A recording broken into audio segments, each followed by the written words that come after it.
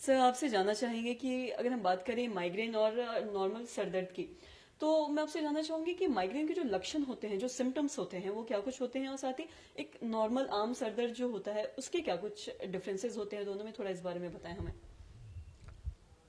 शायद ही कोई व्यक्ति हो जिसे कभी सर दर्द न हुआ हो। और सर दर्द के जो साधारण कारण है सबसे कॉमन, उनमें टेंशन टाइप हेडेक और माइग्रेन, दो मुख्य हैं। माइग्रेन लगभग 10 से 15% महिलाओं को और 5 से 7.5% पुरुषों को प्रभावित करता है। और टेंशन टाइप हेडेक यह संभवतः इससे ज्यादा बड़ी संख्या में लोगों को प्रभावित करता है, संभवतः 20 से 30% लोगों को। इससे जान तो नहीं जाती इन दोनों बीमारियों से, लेकिन काम लोग ठीक से नहीं कर पाते हैं। और माइग्रेन के लक्षण में अगर देखें तो साधारणतः माइग्रेन का दर्द 4 से 72 घंटे तक रहता है। यह तेज होता है।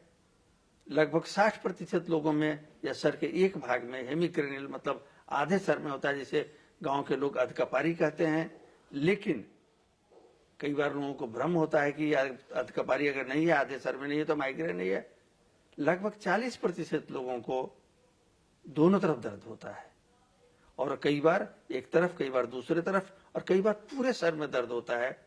दर्द अक्सर तेज होता है। इसके साथ मतली या उल्टी आ सकती है। आवाज या रोशनी से इन मरीजों को कठिनाई होती है। अगर ये काम करें तो इससे कठिनाई होती है।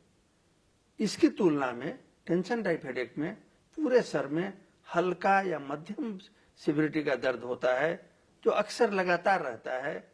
और वह दर्द साधारणतया जब मरीज अकेला हो, शांत जगह पर हो तो ज्यादा होता है।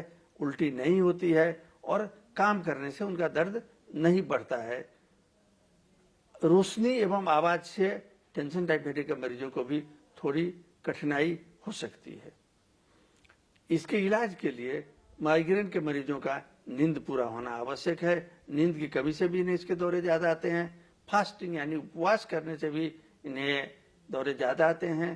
कई लोगों को तेज धूप में निकलने से दौरे ज्यादा आते हैं। कुछ लोगों को एसी में रहने से ज्यादा आते हैं। टेंशन से ज्यादा आता है, थकान से ज्यादा आता है। यानी कि माइग्रेन के मरीजों को इन चीजों से बचना चाहिए। माइग्रेन के इन अटैक्स यानी दौरों को दवा की मदद से एवं परहेज से काफी हद तक नियंत्रित किया जा सकता है और साधारण जीवन यापन व्यतीत कर सकते हैं। लेकिन कुछ चीजें ध्यान देने की बात है कि अगर दर्द तेज हो, लगातार उसकी तीव्रता बढ़ती जा रही हो, उसके साथ हाथ पांव में कहीं कमजोरी हो या आंख की रोशनी कम हो रही हो, तो ये चीजें खतरे के निशान है। हो सकता है कि ज्यादा सीवियर बीमारी जैसे कि ब्रेन ट्यूमर इत्यादि हो। तो अगर ऐसा कुछ हो रहा है तो डॉक्टर की राय के साथ जांच होनी चाहिए। और अगर माइग्रेन भी है या टेंशन टाइप हेडेक है तो उसके लिए विशेषज्ञ की राय लेकर के आप इलाज कराएं। इनके अधिकांश क्या 90% से ज्यादा मरीजों को दवाओं से आराम होता है। तो इसका इलाज कराएं और इसका लाभ उठाएं।